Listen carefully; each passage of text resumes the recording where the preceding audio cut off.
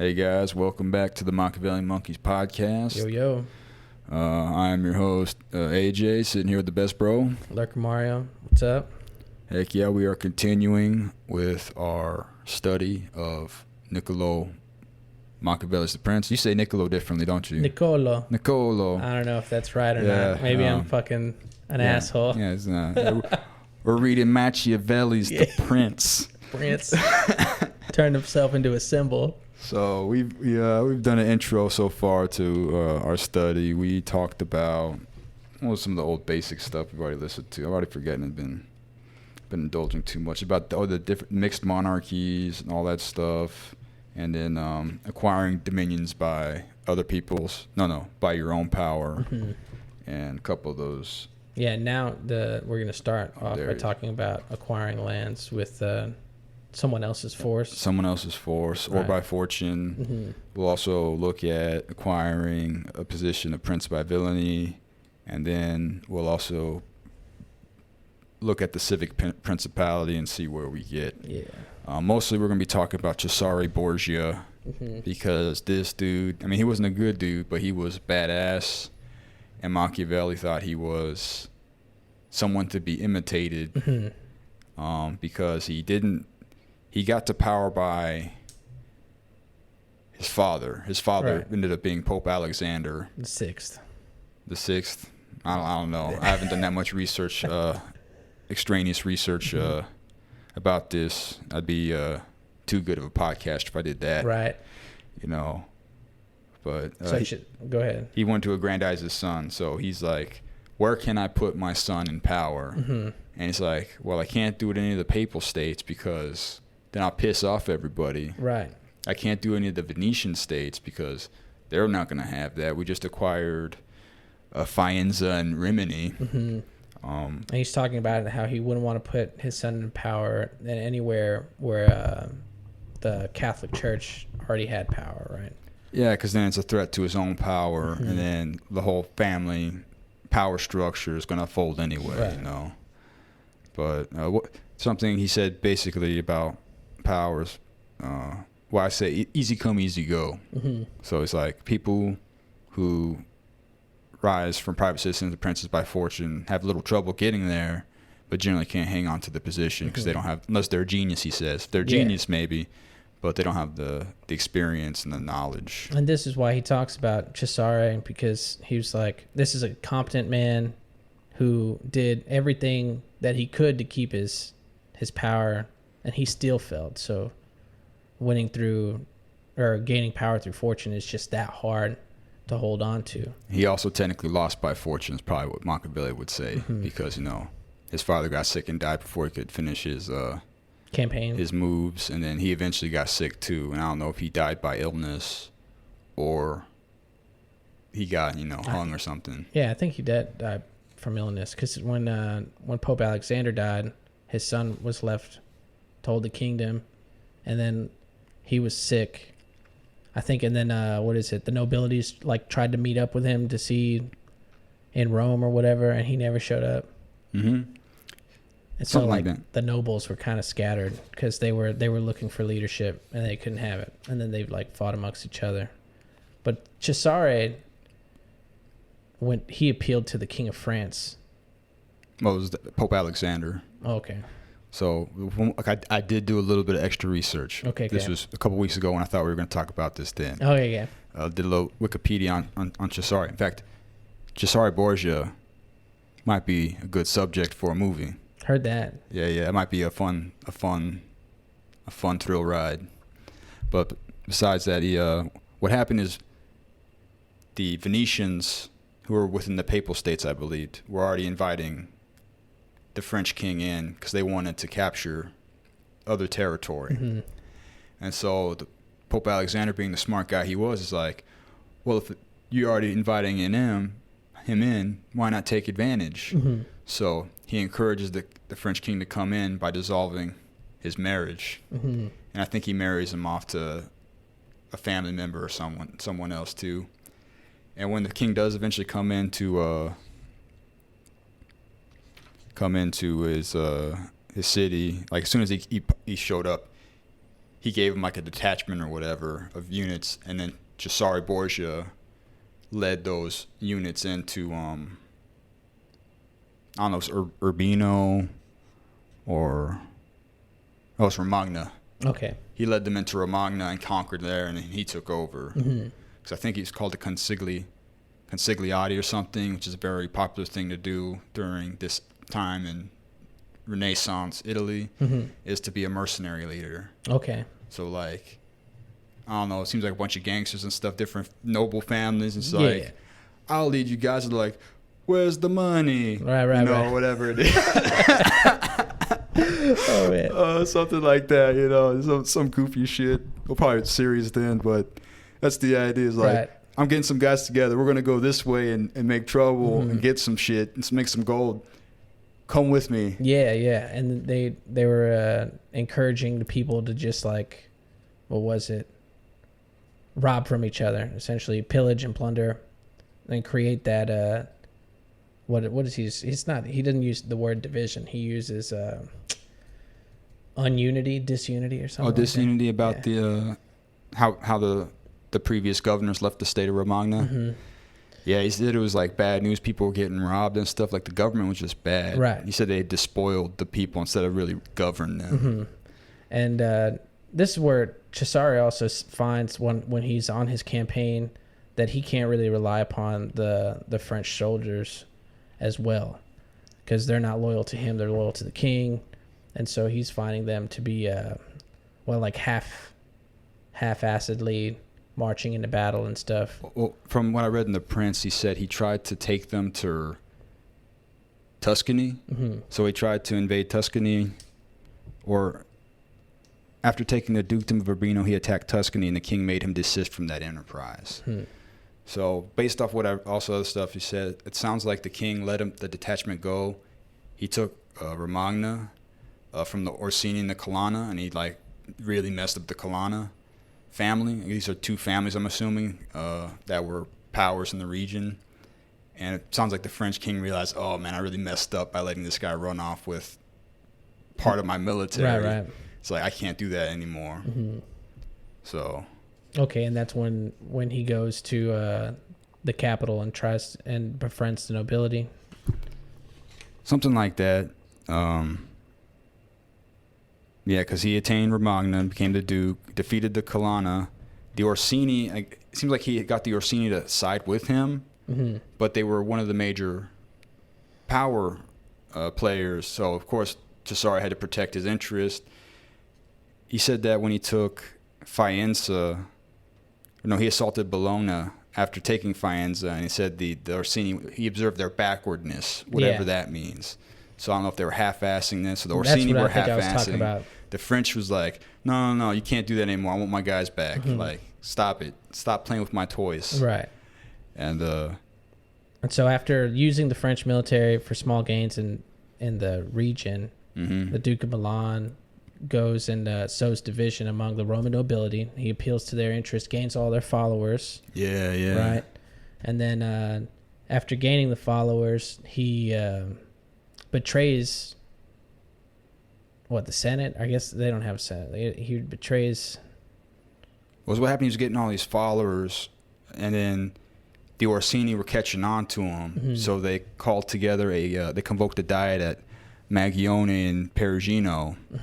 And then apparently a rebellion sprang up in Urbino, and the tumults of Romagna and infinite dangers to the Duke. These are quotes from the work. So I guess they incited some kind of unrest and rebellion. And then that's when he's like, all right, we got to deal with this. He brought in the French again to quell the rebellion. And then he's like, all right, neither trusting France nor other foreign forces, in order not to venture on their alliance, he had to recourse to stratagem. So this is where he starts pulling strings and being diplomatic, right? Yeah, he made his turns into Gul'dan peace with the Orsini. Yeah, and he appoints Messer Romero de Orco into a seat of power to create unity and peace within the region. And this guy's supposedly he's like an iron fist guy. He comes in and he starts doing terrible things to the populace, right? Oh yeah, to make Romagna a better place. Mm-hmm. Yeah, definitely. To create civility. So he's doing the military crackdown. He's like the police Yeah, he's martial law head or whatever. And then once the and he's successful. He brings order to place. People start to like it. Once the civility comes into play, that's when the Duke of Milan is like, okay, well, now we need to get rid of this, so let's make an example of this fool, and then also rid ourselves of the reputation, right? Well, not only does it do that, he appointed as a civil court in the center of the city or the province under an excellent president, to which each city appointed its own advocate. Yeah, they have like a council member. And then, so as he knew that the harshness of the past had engendered some amount of hatred, in order to purge the mind of the people and to win them over completely, he resolved to show that if any cruelty had taken place, it was not by his orders, but through the harsh disposition of his minister. Yeah, and he cuts that dude in half. Yeah. And puts him on the fucking steps or whatever. With a piece of wood and a bloodstained knife. Mm-hmm. And it says the ferocity of this spectacle caused the people both satisfaction and amazement. Yeah, dude. So it's not my fault. It's this guy's fault. And we took care of him. Exactly, dude. Cat's paw for the win, and then keeping your hands clean. So he had I guess at this point, like the love of the people in a way, or at least knows their benefit to him. Mm-hmm. But back to the Orsini. After he put down the rebellion with the French, the Orsini were still a problem. Mm-hmm. So he made their, quote, peace with him, started sending them money and robes. Horses. Yeah. And then he invited them to Sinigaglia. It says where they fell into his hands, which I wrote in my book, Betrayal. Yeah. So if you read a little further ahead in the book, there's some mention of strangling. Yeah. Well, that's with Orvieto de Fermo. Yeah. In the next chapters, he died in the same vein, in the same time moment. So maybe everyone got the garrote. Mm-hmm. I don't know, and a little bit of piano wire, some fucking cheese wire or whatever. I don't know what they were using to strangle fools with back then, but they weren't. Well, I guess technically they could still be breathing because of strangulation. Cut off the blood flow. Yeah, but, I wonder if they use that Roman tool where it's like you're like tied to a wooden pillar, and then they, instead of hanging you, they put like a noose around your neck and then crank it, and you're like getting tighter and tighter on the wooden pillar. It's just kind of like squeezing your neck. I don't know. It doesn't sound pleasant. Even though I heard being strangled to death is probably like one of the nicer ways to go out, because you kind of like pass out. And then you're just getting your head ripped off by a rope or whatever. Hey, however it happens. However you gotta do it, right? So yeah, so he cut down the power of the families he was worried about, quelled the rebellion, took out the Orsini. Do you get the word partisans in your version of the book a lot? Mm-mm. I got it here. It says, having thus suppressed these leaders and made their partisans his friends, the Duke had laid a very good foundation. Partitions? Is that what it is? I think so. I'll Google that shit. Partisan, partisans. Okay. So I don't know. Maybe I'm just ignorant of multiple. I've had to do multiple reading dictionary searches just to figure out some of these words, because I know some of this is probably archaic or due to the translation, because it's probably written in Old Italian or whatever age Italian is considered, Renaissance Italian. So, yeah. Downfall. Duke Valentino, Cesare Borgia, takes the French army, conquers Romagna.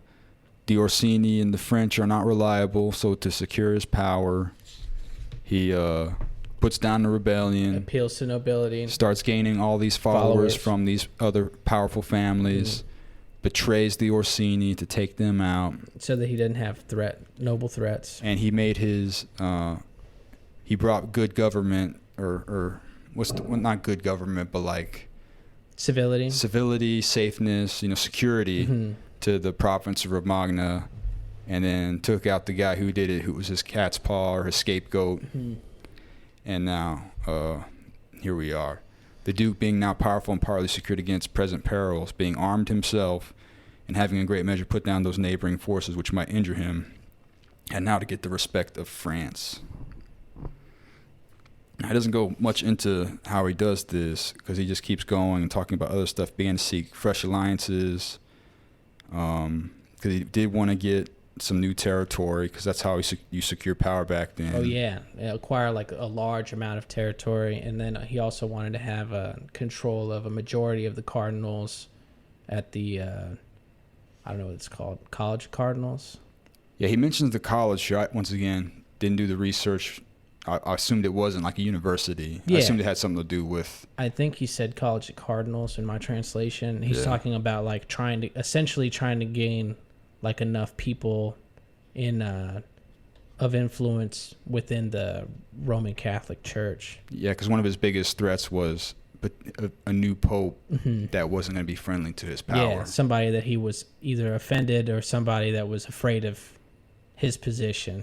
Mm-hmm. Right. So, and then Machiavelli lists like 4 ways he tried to secure his power. And one of those ways was to gain favor in the college. Yeah, destroy and elect injured families and parties, gain friendship of Roman nobles, which I think is your writing there. Oh, no, yeah. He wants to have, like, enough higher-ups being like, oh, that's my boy. Yeah, we drink on Sunday or whatever. This is just in case they might be able to hold the Pope in check, is what it says here in this book. And then, what else he say? I think he had to acquire enough power before the Pope died to be able to resist the first onslaught. Yeah. People that would have tried and, like, overcame him. It's like, it's coming. We just got to be ready. Yeah. And it said here that he achieved 3 of those things. He killed many of the Roman nobility, of those families that he'd injured on his rise to power that had family in the Vatican or whatever, that were cardinals and stuff that were eligible to become the next pope. Apparently did a pretty good job there. Made his friends in Rome, got some control in the college, and he was working on Tuscany and didn't have to worry about the French because he was able to play him against Spain because they both needed his friendship now because they were both depleted from war. So whoever wasn't his friend would have gotten smashed probably. Yeah, I think Machiavelli says it's like he created a position where these people would either appeal to him for help or betray him at like their own risk or something like that. Yeah. So they didn't need his help. Or if they did betray him, it would be scary. A bad move. Yeah. All right. So, what was that? Oh, and then he had all these machinations in place, and then his father, the Pope, dies. Yeah. Before he could get his power consolidated. He had the state of Romagna firmly established, but everything else was in midair, in between 2 powerful and hostile armies. So, but the valor and the ability of the Duke were such, and he knew so well how to win over men or vanquish them.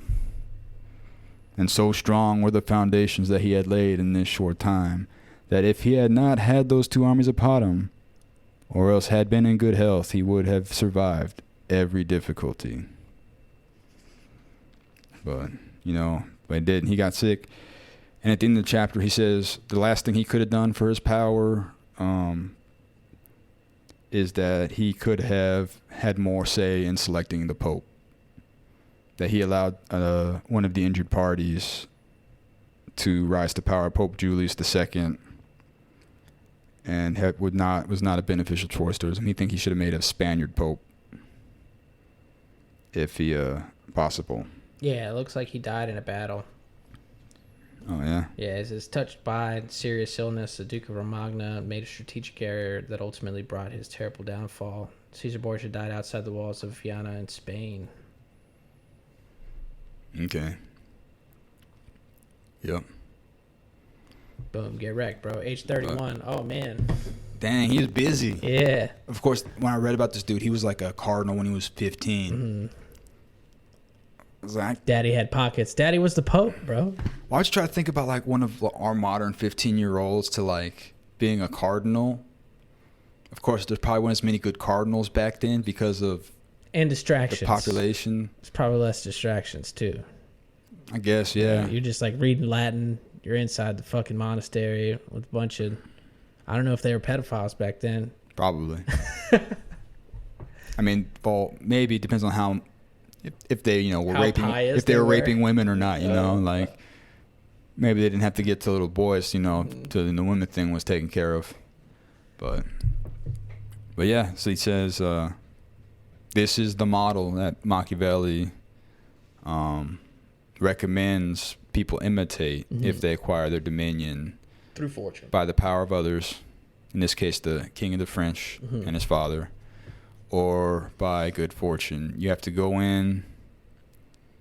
A lot of the stuff he does recommend is from the previous chapter on people who acquire with their own arms. It's like, be a friend to the weaker powers, and then try to put downward pressure on the other powers that could threaten you. Yeah, who compete. So that way you're kind of always in control. Yeah, and it seems like the major flaw is that when you're using someone else's strength, you can't consistently rely upon them as you would if it was your own strength. Yeah, and so, of course, Machiavelli does like how he did, you know, eventually was able to raise his own force in Romagna, but he just didn't have enough, I guess not enough men. Yeah. So he was planning on taking over Tuscany and taking their forces over. So it'd be interesting to look at how that process kind of worked mechanically, where you would, so the nobility comes in, I don't know if you conscript people or just be like, probably just offer people money, hey, come soldier And for land. us, and I land. mean, that's how the Romans did it. That's right, you make new nobility. Yeah, and the same thing with like Texas Revolution, American Revolution. Like, come work for us. We're gonna give you 20 acres in Ohio. We're gonna give you 100 acres in Dallas or whatever. Right. San Jacinto. Man, some acreage would be nice, man. Yeah. I think more about farming every day. All right, then move on to the next chapter. Wickedness, or I guess what's the translation for you? It's of those who have attained the position of prince by villainy. villainy. Yeah, villainy. From what I know, the word villain actually means like layperson. Okay. So like, there's nobles, and then there's people Villains. of villainous descendants or That's whatever. funny. I did not know that. So if he's a villain, he's like, you Poor know, person. kind of. He's just not noble. Well, what kind of villainous thing is this? You know, don't have manners or whatever. I don't know. Right. Villainy. There might be more too. But that was the last thing I read about villainous. It might have been with some of Ben Suttle's books. I don't remember. It doesn't matter. Yeah. Villainy is just a good word. It conjures to mind, you know, comic book supervillains. Yeah. And masterminds and treachery. That's crazy. I guess, we've definitely gotten away from that word if it means layperson, since we have like the evil genius villains in modern times or whatever. Oh, it's the evolution of meaning over time, you know, and usage of words. So, whatever, man. He talks about two people, Agathocles, the Sicilian. Yep. And then the dude we brought up earlier, I don't know how to say his name. Ovierletto? Oliverado. De Fermo. So the first one's Agathocles, the Sicilian, right? Yeah. He was low abject status. He became the king of Syracuse by going through the ranks of the, Syracuse army. He became a commander, I believe. From the militia, yeah. Commander of Syracuse. And then he had the idea that he was going to become, he uses the word prince here, but I think he also used the word king, right? So he becomes the king. I think prince, he uses in this context just to like, because the book's the prince, he's appealing to the prince. Yeah, he's appealing to the princes. One of the dukes that we talked about in the Giovanni. Lorenzo? Is it Lorenzo? It might have been some the Magnificent. Yeah, so he's trying to like, this is the handbook. It's like, I'm not trying to tell you how to be a good man. I'm trying to tell you how to be prince and stay prince. and bring glory to Mother Italia. Yeah, dude. You know, even though that's the last chapter, and that's going to be weeks on end away. But so this dude, Agathocles. I don't know. We don't speak Greek, Agathocles. Agatha, right? Agathocles. Yeah. Okay, so he called together one morning the people of the Senate of Syracuse as he were going to discuss things concerning the state, and with a prearranged signal had his troops kill all the senators and richest members of the populace, and when they were dead he seized and held the rule of the city without any opposition from the citizenry. Mm-hmm. And then so this commander, Carthage, so if people don't know, Syracuse is in Sicily. That's like the southern Italy, right? Yeah, it's like an island off the coast of the boot, southwest of the boot of Italy. Yeah. And northeast of the Carthaginian capital, Carthagenesis. Is that in Libya? Northern Africa, I guess. Libya, Algeria. Yeah, like somewhere where Sahara, if you're looking at it on a map, it's kind of like flat and round, and then it kind of makes a hook. Yeah. Before heading east, like right there, south of Corsica at Sardinia. Okay. Where I believe the Etruscans were from, and the Phoenicians. Well, I don't know. Everybody in the fucking Mediterranean says they're Phoenician. Yeah, the Phoenicians. I've been looking at some YouTube stuff on this ancient history stuff because just the sea people, modern obsession. Well, they were just like they might have just been like a trading organization. It's like it doesn't matter where you originally came from. Mm-hmm. It's just you're on the boat. Okay. You're on the boat going from port to port. He's Phoenician. You're Phoenician. That makes sense. It's like you're part of the culture now. Okay. If you're using the alphabet or whatever, the Phoenician script, maybe that's it. Like I don't think historians and anthropologists have a definite like knowledge of it, mm-hmm. but there's like some theories. Okay. But that's one of them. So Carthage is this Mediterranean superpower, the premier power before Rome, and they're in northern Africa, just southwest of Sicily, mm-hmm. just southwest of Syracuse. And they go to Sicily and attack the capital, Syracuse. And this dude, Agathocles, loses, right? Yeah, beaten twice and ultimately besieged. Yeah. So he loses twice in the battlefield, and so now that you have the capital being sacked or besieged, right? Yeah. So they got the armaments, the machinations. I forget what they call them, like when they're building artillery and building trebuchets. I don't know if they had trebuchets then. Ballista, giant ballista for people that play Total War. And machines that throw big ass rocks. Rocks, yeah.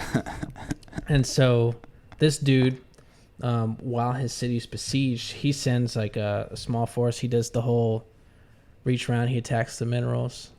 He goes for the probes, bro, because that's how you beat Carthage. That's how the Romans beat the Carthaginians. You go to their breadbasket. This is how the Union beat the Confederacy. You go to the breadbasket. You start fucking up shit. And he ultimately forces a retreat from Sicily. Mm-hmm. And then they're kind of just like left content with the possession of Africa. And this is all while being besieged. Mm-hmm. I don't know if he was on the field or if he was commanding from within the city, but yeah, man. Yeah, man. Made peace. So that's good. And then they go on to say that this guy was kind of a scumbag. Nothing or very little that can be attributed to fortune. Yeah, because he came up the son of a potter. Yeah, and then murdered all the senators. Yeah, and seized power.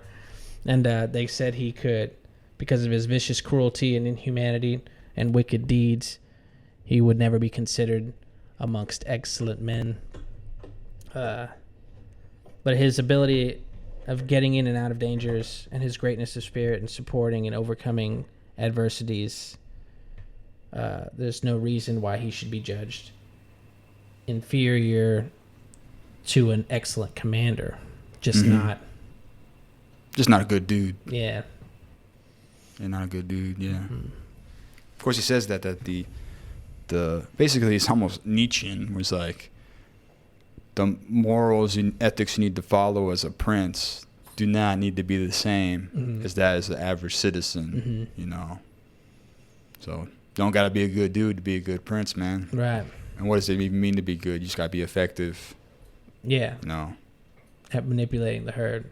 and give Machiavelli his job back because he really wants it. For sure. And then I guess the second story in this chapter is Oliverotto.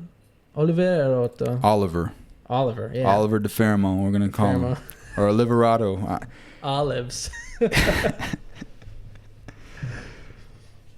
So this dude, he pretty much does the same thing, right? So he, His fatherless, given to his uncle. yeah, and he's raised by this dude, and that guy sends him to serve as a soldier under some other noble dude, Paolo Vitelli, Mm-hmm. so that he can be versed in the military skill and hopefully attain military position, because this dude's got nothing, right?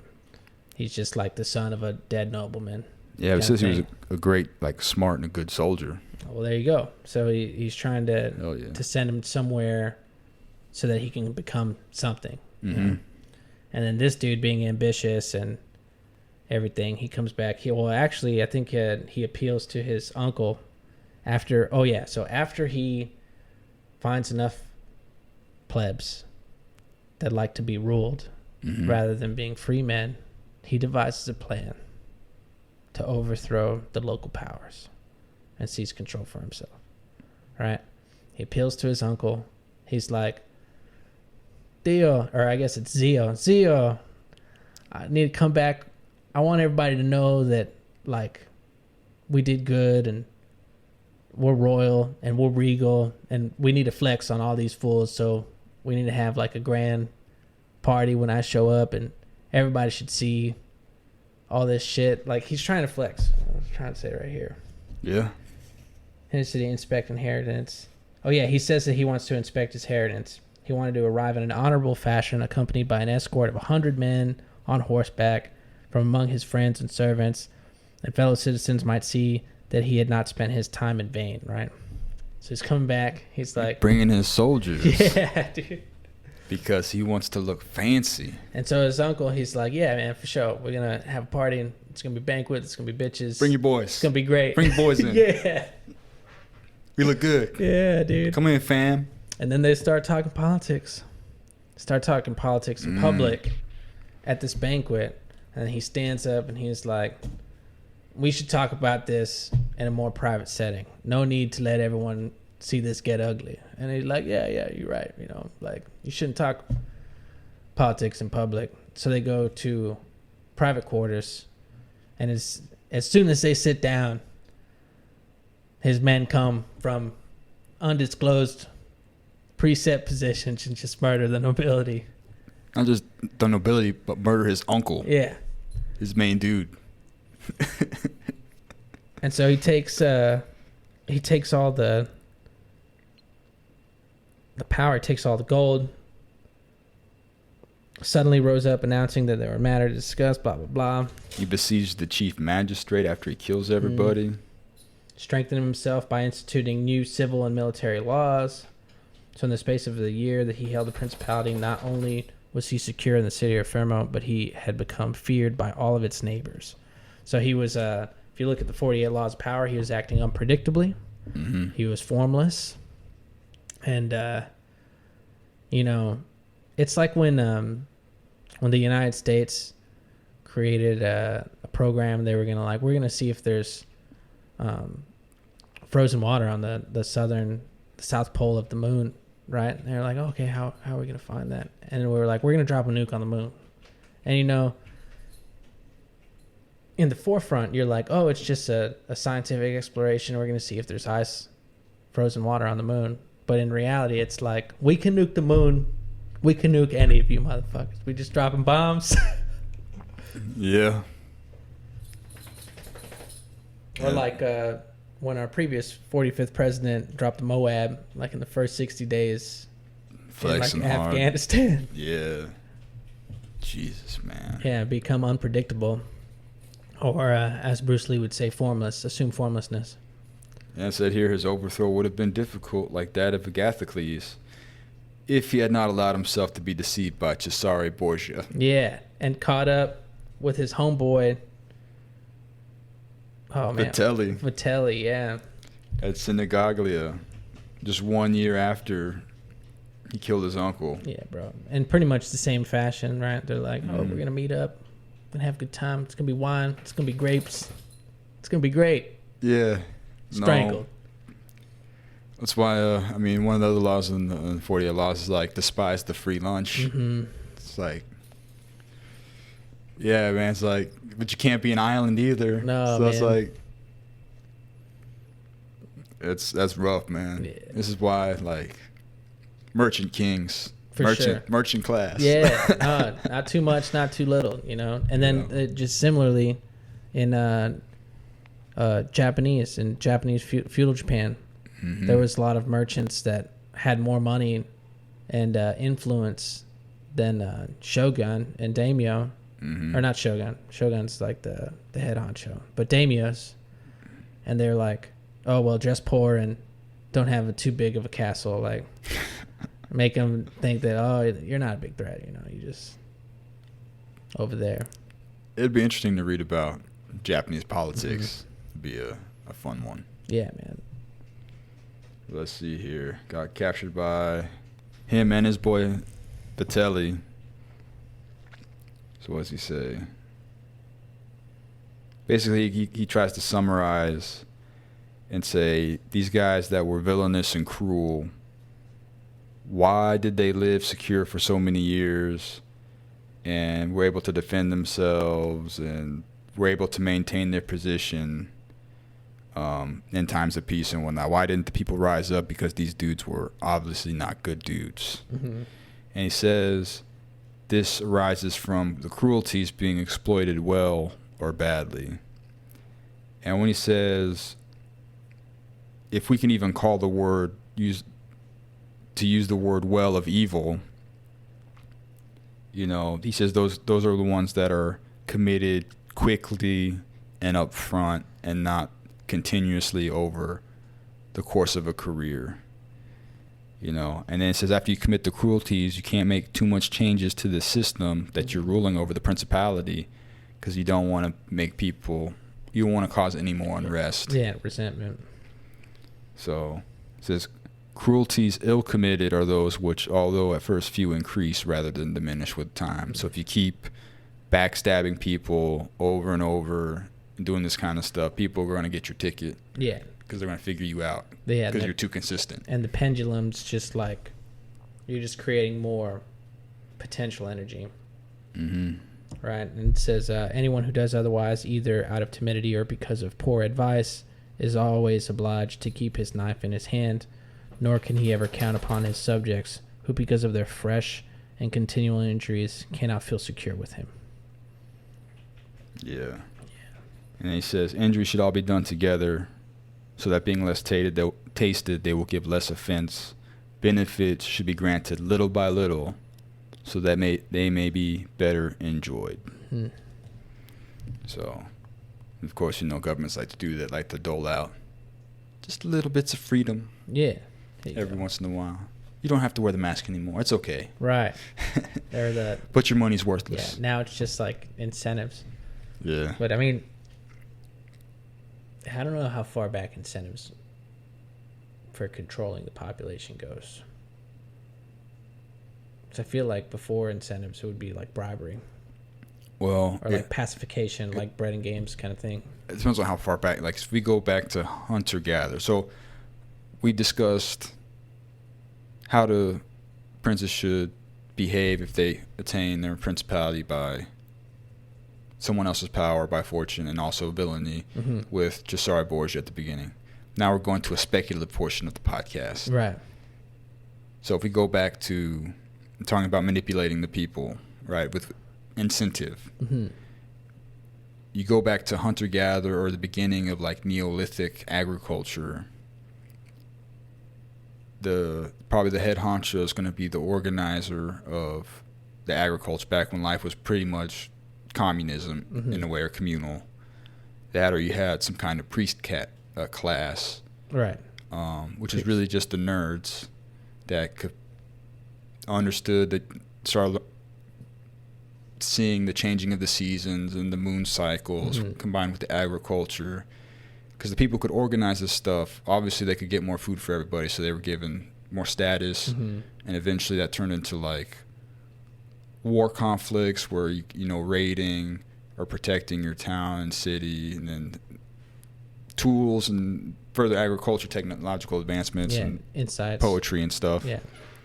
But dealing with the people probably back then was either done, well, one, people just had to work. So the incentive was work or die. Do I want to eat? Right. And stuff like that. That to me sounds more like a motivation rather than an incentive. When I think of incentives, I'm thinking of, like, how do you incentivize a certain behavior amongst the people so they behave a way, right? Like creating laws and stuff like that. Or a good example is like Singapore.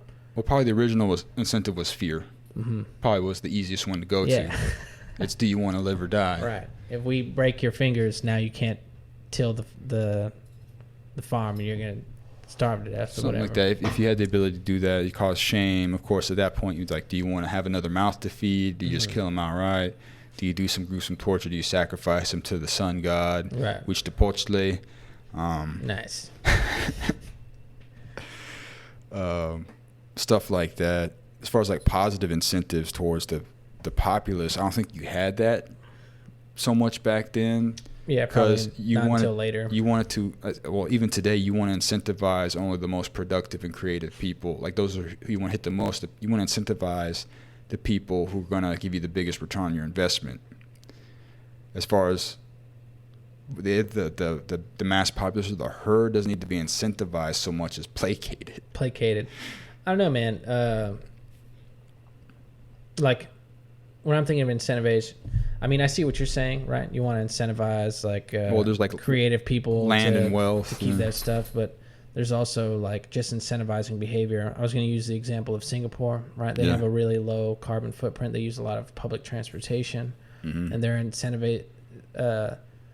incentives for people using public transport is that they have 100% tax on automobiles. So if you buy a car, you have to pay for it twice, essentially. Yeah. So a lot of the public or the population, the middle class, the lower class, I don't really know how large those classes are in Singapore. But basically, you only see Ferraris and Bentleys and shit because no one wants to spend $100,000 to drive a car when they can just fucking ride the bus or ride the train, the subway system and stuff like that. So only the tremendously wealthy are going to even throw down the cash. Exactly. And so that keeps the carbon footprint low. Another thing, like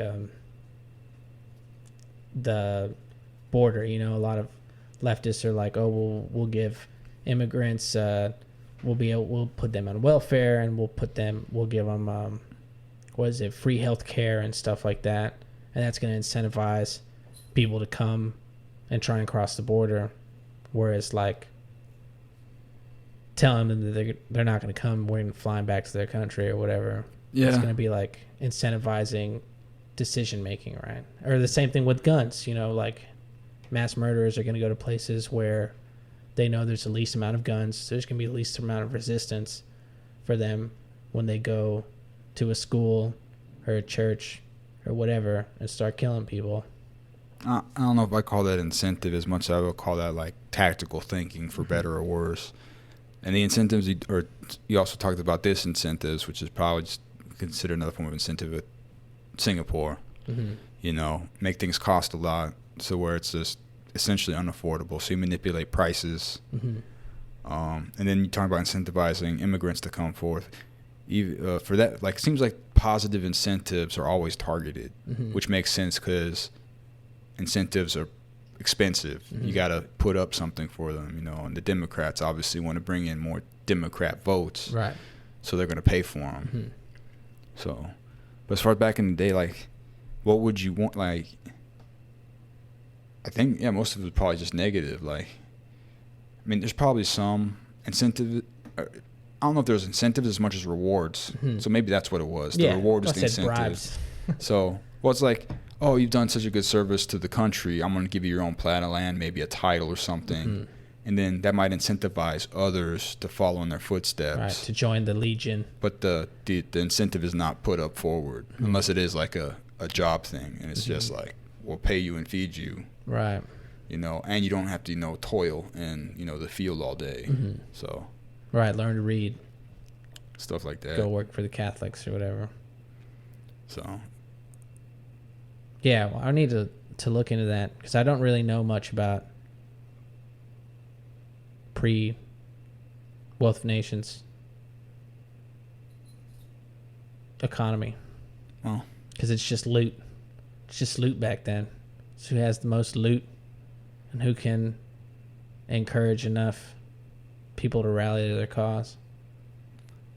I guess so. I mean, I read in in the Chaos Protocols, he said that Mark Antony, I think it was Mark Antony, he noticed that the Mongols or the Khans or whatever, they actually had paper money.